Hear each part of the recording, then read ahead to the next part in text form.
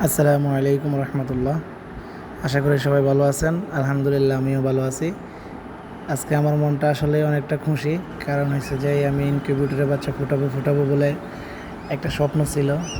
ওই স্বপ্ন পূরণ করার জন্য ইনকিউবেটর আনছি, তারপরে ইনকিউবেটর বানাইছি, তারপরে হয়েছে যে ডিম বসাইছি। আমি আপনাদেরকে আমার আগের ভিডিওতে দেখাইছি, আমি হয়েছে যে 19 তারিখ রাত 12টা বাজে আমার ইনকিউবেটরে ডিম দিছি। আলহামদুলিল্লাহ, গতকালকে 4 তারিখ রাতে আমার মাত্র একটা বাচ্চা ফুটছে। আর আজকে 5 তারিখ সকালবেলা ফজরের পর থেকে আলহামদুলিল্লাহ বাচ্চাগুলো ফুটতেছে। এখন পর্যন্ত এই 22টা বাচ্চা ফুটছে।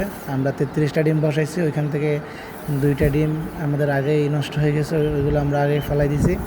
তারপর হয়েছে যে একটা বাচ্চা আজকে ভিতরে যে পানি দিচ্ছে ওই পানির ভিতরে ঢুকে একটা বাচ্চা মারা গেছে।